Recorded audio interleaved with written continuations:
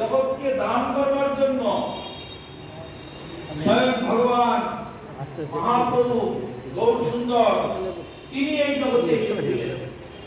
জনমানবকে উদ্ধার করবার জন্য সত্য যুগে ধ্যানের ব্যবস্থা ছিল, ত্রেতা যুগে যাগযজ্ঞের ব্যবস্থা ছিল, তারপরে অর্চনের ব্যবস্থা, আর কলিতে সংকীর্তন। তাই বলতে সংকীর্তন যজ্ঞে কলৌ কৃষ্ণ আরাধন, সেই সে শুনে ধাপায় কৃষ্ণের চরণ। এই সংকীর্তন ছাড়া কলিযুগে কলির জীবের উদ্ধারের আর কোন রাস্তা নেই। তাই জন্য তিনি নিজে স্বয়ং চলে আসেন। আর কি নিজে হরিনাম করলেন, নিজে হা কৃষ্ণ বলে কাঁদলেন, জগৎকেও কাঁদালে, জগৎকেও হরিনামে নাচালে। হাসিয়া মাতিয়া খোল করতলে, নাচিয়া কাঁদিয়া ফিরে, দেখিয়া সমন্তরা সপাইয়া কপাট টানিল। মানে এমন ভাবেতে মহাপ্রভু সাঙ্গ পাঙ্গ অঙ্গ উপাঙ্গ দল বল নিয়ে এমন তীব্র কীর্তন আরম্ভ করলেন, জমদূতেরা যারা ওই বাড়ি বাড়ি গিয়ে কার বাড়ির লোকের টাইম হয়ে গেছে, ওরা নিয়ে যেতে হবে, পুলিশ যখন এসে কার কার নামে ওয়ারেন্ট আছে তাদের ধরে এখন জেলখানে নিয়ে যেতে হবে। সেরকম জমদূতেরা, জমদূত হচ্ছে পুলিশের, যমরাজার পুলিশ, দুধ কেটে বাড়ি বাড়ি ঘুরছে। কিন্তু এমন সময় দেখে হরিনাম হচ্ছে ব্যাপক, আর পাপি চাপি যেগুলো সময় শেষ হয়ে গেছে তারা মানে যাবে জমের বাড়িতে, এখন জমদূতরা নিয়ে যাবে, নিতে গিয়ে নিতে পারছে না, ওই হরিনামের তলের মধ্যে ঢুকে পড়েছে।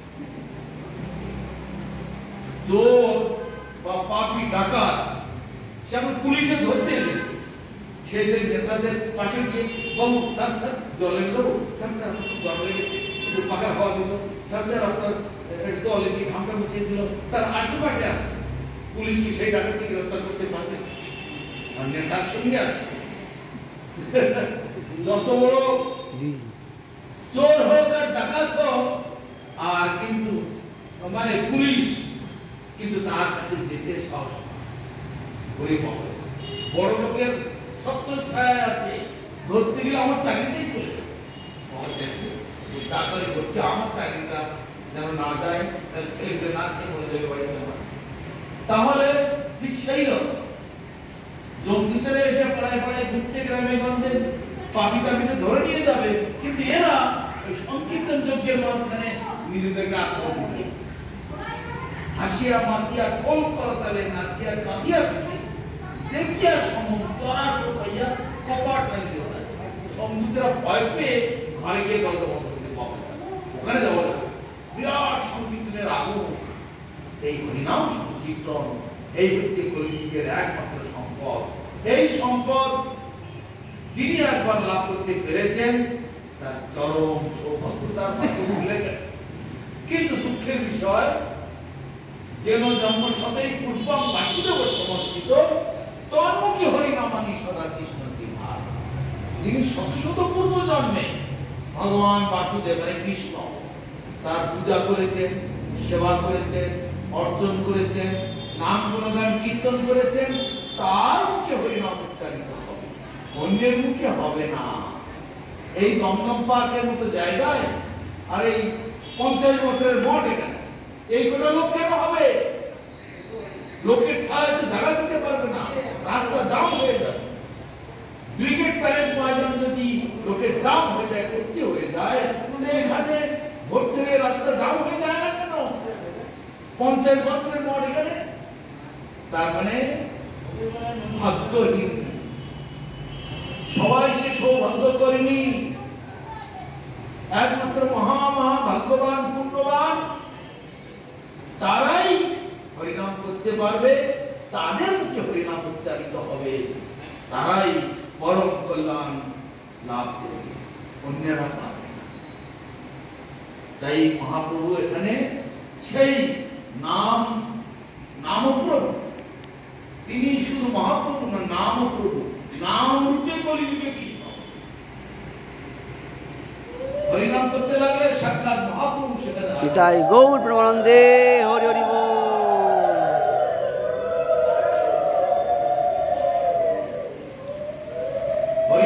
করলেই সাক্ষাৎ মহাপ্রভু এসে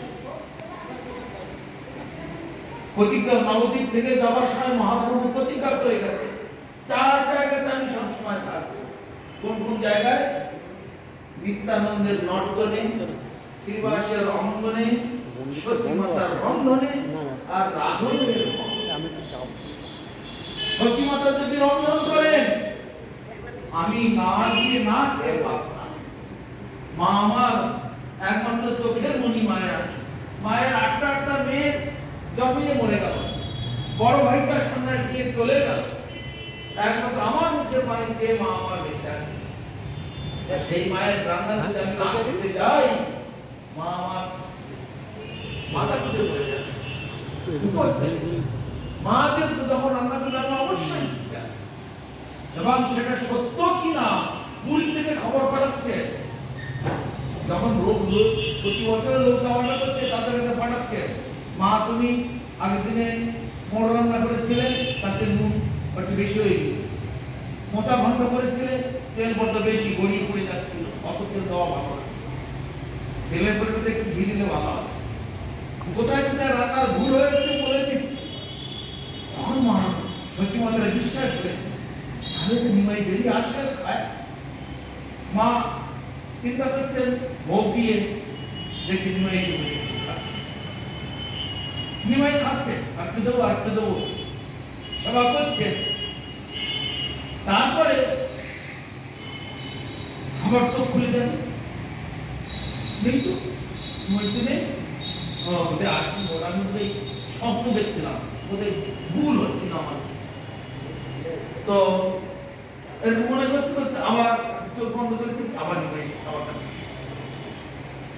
কিন্তু বারবার এরকম হচ্ছে, প্রতিদিন এরকম হয় নিমাই খাচ্ছে আপনি দেখতে পান, খেয়ে থালা কেটে কেটে পরিষ্কার করে ফেলে হাত ধুয়ে চলে যান, আমি আসি আবার আগামী কালকে আসি। তো পরে ছেলেকে খাবার খাই বোধহয় তাহলে মানে মায়ের মধ্যে বারবার ভ্রমণ। ভগবান এইভাবে যে মন্দিরেতে ডেলি গ্রহণ করেন, কিন্তু আবার ভক্তের সেবার জন্য আবার পরিপূর্ণ করেছেন, সেবা করে আবার পূর্ণ করে। কিন্তু অভক্ত যারা তারা কি মনে করে তো ভগবানকে থালায় ভরে দেয় আর দেখে নিয়ে আসে, ভগবান এবার খায় না। ভগবান যদি তিনি খেত তাহলে কত ভোগ দিত। ভগবান দেয়, অনন্ত কোটি বিশ্ব ব্রহ্মাণ্ডের মালিক, তার খাবারের অভাব কোথায়? তার কোনো অভাব নেই খাবারের, কিন্তু ভক্তদের কল্যাণের জন্য, ভক্তদের মঙ্গলের জন্য প্রসাদ মানে কৃপা, কৃপার প্রসাদ খাওয়া পূর্ণ করে আমাদের। সেই জন্য সকলকে বলি তোমরা বাড়িতে সবাই গিয়ে খাবে ঠাকুর, আমাদের বাড়ি মা আপনার গায়ে নিয়ে আসতে ঠিক আছে, আলাদা রাখো, আলাদা রাখো। তোমরা শুধু ভাত পেঁয়াজ দিতে পারো না, ভাতের মধ্যেও কি পেঁয়াজ দাও না মাছ ঢুকিয়ে দাও, নুন দিয়েও তো দিতে পারো, একটু নুন ভাত, শাক ভাত, জল ভাত। ভগবান গীতাতে বলছে পত্র পুষ্পম ফলম জমে বক্তব্য, পত্র হোক, ফল হোক, ফুল হোক, এক গ্লাস জল একটা তুলসী পাতা দিল তারপর, কিন্তু গ্লাসটা দেবে বাড়ি বাড়ি দেখতে 1 ইঞ্চি গ্লাস। ভগবান গ্লাসে 1 ইঞ্চি আলাদা সেই দরকার করতে থাকি, তার থেকে ছোট খেলা নাকি? বাড়ির মালিক হচ্ছেন ভগবান, তার বলে এরকম খেলা। আর ধূপদান নিতে কার বাড়িতে নেই, একটা ধূপ দিলে ধূপ উল্টে পড়ে যাবে, ধূপদানিটাই উল্টে পড়ে যাবে এমন ধূপ। আর ঘন্টা এই 4 5 লিটার শব্দ হয়, বাচ্চা ছেলে ঘুমিয়ে পড়ে, তাই এটাও শব্দ হয়, এটাও শব্দ হয়। একটা ঘন্টার কত দাম? 150 টাকা দাম, একটা প্রতিবে 30 টাকা 20 টাকা দাম, ওইটুকু চলে। এত মানুষের অন্তর এত ছোট, তাই ঠাকুরকে অন্তত ভোগ দিয়ে প্রসাদটা পদে আমাদের দীক্ষা নেই বা না নেই, ভক্ত হই বা ভক্ত। ভগবান হৃদয়ের বস্তু, আত্মার আত্মা পরমাত্মা,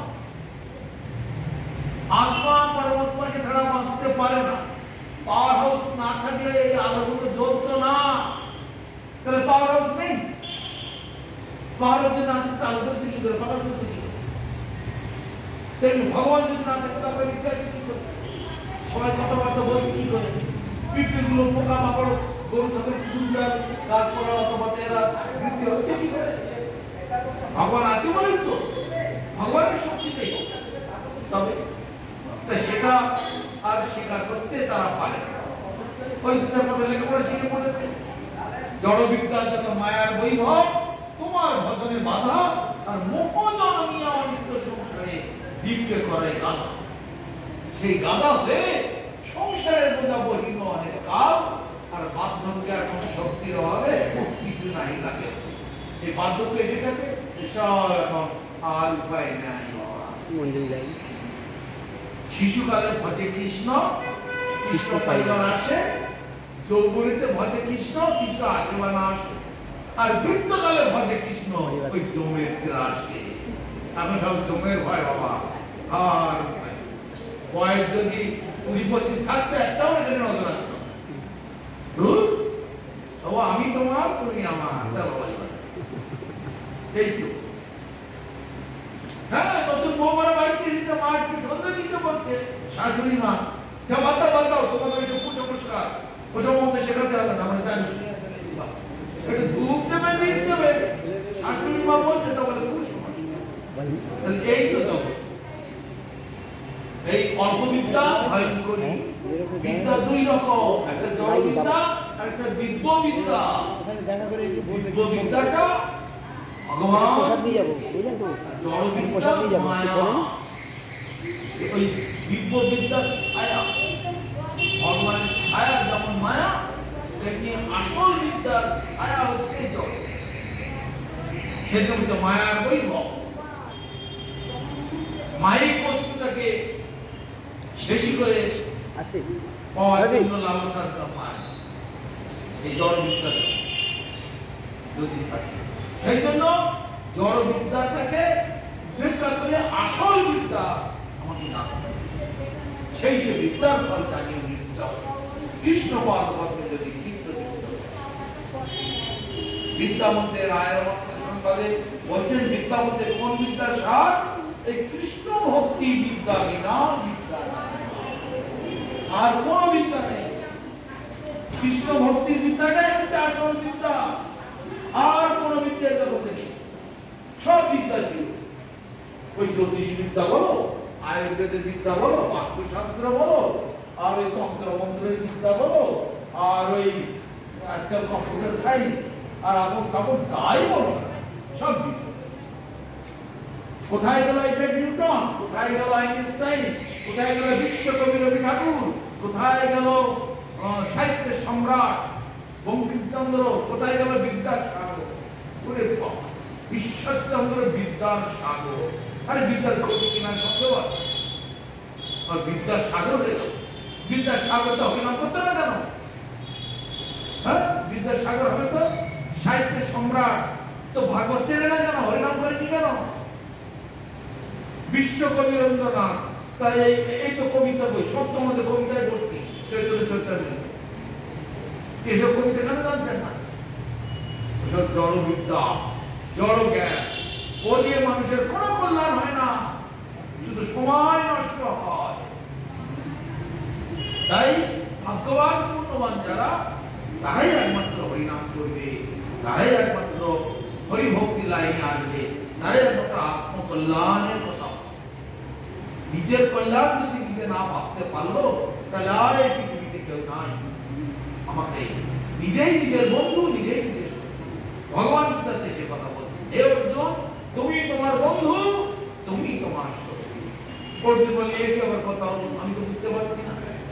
তখন কৃষ্ণ বলছেন, যে উপদেশ আমি দিচ্ছি, এই উপদেশটা তুমি যে মন দিয়ে শুনবে, মানবে, পালন করবে, সেই মন হচ্ছে তোমার পরম বন্ধু। আর যে মন দিয়ে তুমি এগিয়ে যাও,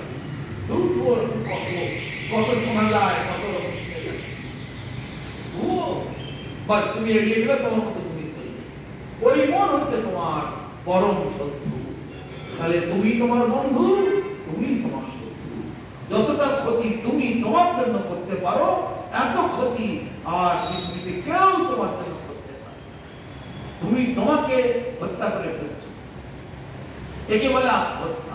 আত্মহত্যা তিন রকমের।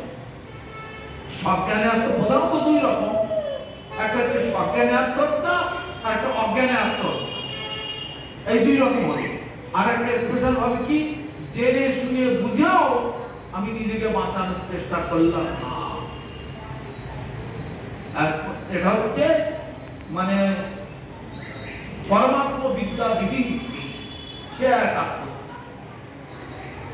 তাই ভাগবতে বলছে নির্দেহ মাধ্যম সুলভম সুলভম গুরুকর্ণ ধার মায়ানুকূলেন নমস্যতিকাম প্রমাণ অভাব বিঘ্ন করে আত্মহা। এই মনুষ্য দেহটা একটা নৌকোর মতো, নির্দেহ মাধ্যম সুলভম ফলম, ফলম মানে নৌকো। মনুষ্য দেহটা একটা সুন্দর সুগঠিত নৌকার মতো। নৌকা কোথায় থাকে? জলে, জলে নৌকা থাকে, জলে ভাসে। তেমনি ভব সমুদ্র এটা, সেখানে নৌকাটা ভাসছে, এই মনুষ্য দেহ নৌকো। সে নৌকার যাত্রীকে আমি, আমি মানে আমার আত্মা। নৌকার মাঝিকে আমার গুরু। নৌকাটাকে ঠেলে নিয়ে যাবে হরিনাম, যখন হরিনাম এসেছে, হরিনামের ঝড়, হরিনামের তুফান, যখন নৌকায় পা তুলে দিতে হবে। এখন তো ইঞ্জিন হয়ে চলে আর পা তুলে না, আগে নৌকাটা পা তুলে দিত, বাতাসে ঠেলে নিয়ে যেত। সে হরিনামের বাতাসে ঠেলে নিয়ে চলে যাবে নৌকা। আর গুরু আছে কর্মক্ষম, গুরু বললেন আমি যা বলছি তাই হরিনাম করো, আমার নৌকায় বসে। তাহলে এই সুবর্ণ সুযোগ যে গ্রহণ করলো না, সে হলো আর দুই রকম এখানে যারা আছে, একরকম সজ্ঞানে, কেউ ট্রেনের তলায় বাসের তলায় লাফিয়ে পড়লো, বা উপরে বিল্ডিং এর লাফিয়ে পড়লো, বা গলায় দড়ি দিল, বৃষ্টি হলো, এই একটা। এই রকমের আত্মহত্যা রয়েছে। আর রকমের এই পশু পক্ষীর মতো জন্মালাম, পশু পক্ষীর মতো বেঁচে থাকলাম, পশু পক্ষীর মতো খাই খাই গান গাইতে এগুলোও না, ওগুলোও না, সেগুলোও না, কোথায় দেখো এই তিন রকমের লোক আত্মহত্যা। তো যারা সাধু কথা শুনে, মঠ মন্দিরে শুনে যোগাযোগ রেখে শাস্ত্রের নীতি সিদ্ধান্ত জেনে শুনে বুঝেও না পালন করে, তারাই সব থেকে বেশি অপরাধ। বাচ্চা ছেলে মায়ের গায়ে মলমূত্র পরিত্যাগ করে দেয়, এটা একটা অন্যায়। কিন্তু সেই ছেলে যখন বড় হয়, বড় হয়ে যদি আমার মায়ের গায়ে মলমূত্র পরিত্যাগ করে দেয়, তখন তার পাপ হয়। কিন্তু ছোটবেলায় পাপ হয়, কিন্তু শিশু জানে না, তাই না? মা তাদেরকে পাপ বলে কখনো নেয়, মলমূত্র জানবে তুই দিল। কিন্তু বড় ছেলে জেনে শুনে মায়ের গায়ে যদি লাথি মারে, ছোট ছেলে তো হাজারবার লাথি মারছে, মা কিন্তু একবারও তার পাপ নেবে না। কামড়ে দিচ্ছে, চুল ছুঁড়ে দিচ্ছে, মা কিন্তু পাপ নেবে। তো বড় ছেলে যদি মাকে একবার চড়ো মারে, মায়ের মধ্যে আঘাত কষ্ট হয়, তাই না? বলো, সব তো মায়ের দল। তাহলে এই এত শাস্ত্রের কথা শুনে, সাধু কথা শুনে, হরি কথা শুনেও যদি রতিমতি না আসে, সে তো মহা সব থেকে বেশি অপরাধ। তাই তিন ধরনের লোকেরা অপরাধী, কারণ এই অপরাধ সব থেকে বেশি। একটা সাধারণ লোক যদি কোন স্কুল ছাত্রীকে রাস্তা থেকে তাড়িয়ে ধরে তার ধর্ষণ করলো, তার ক্ষতি সর্বনাশ করলো, সে একটা অপরাধ। আর স্কুলের মাস্টার যে পড়াচ্ছে, শেখাচ্ছে, সে যদি সেই ছাত্রীটার সঙ্গে দুর্ব্যবহার করে, তার শাস্তিটা এর থেকে তার শাস্তি কঠিন শাস্তি। সে শিক্ষা দিচ্ছে, পড়াচ্ছে, শেখাচ্ছে, আর সেই সর্বনাশ করছে, তাই না? সেই রকম এই সাধু সঙ্গ যারা করছে, সাধু বাড়িতে আসা যাওয়া করছে, প্রসাদ খাচ্ছে, সাধু খাচ্ছে, দেখছে, শিখছে, এই মন্দিরে ডেলি ভোগ দিচ্ছে, দেখতে পাচ্ছে। কেন খানাটা বড় করে ভাত দুটো দেওয়া যায় না? আর আলু সেদ্ধ ভাত দিয়ে দাও, নুন লঙ্কা দিয়ে দাও, তাতেও ভগবান সন্তুষ্ট। দেবার অভ্যাসটা চাই, অভ্যাস করতে হবে। কেন? এই ভগবান ছাড়া আমাদের গতি। এই শেষ কথা।